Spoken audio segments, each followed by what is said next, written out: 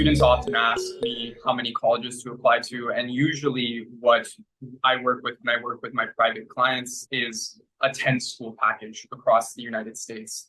Why 10 schools? It's not an arbitrary number. It's because things are very competitive nowadays. You don't want to just apply to one, two, three, or even four colleges because you might not get into any of them. 10 is a really good number to build a balanced list. And what I mean by that is a few schools that are your reach schools. So these are schools that are going to be pretty hard to get into.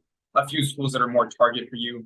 You sort of fit the range, the profile a little bit more closely. And then a few schools that are more likely schools. 10 is a really good number to be able to balance that list.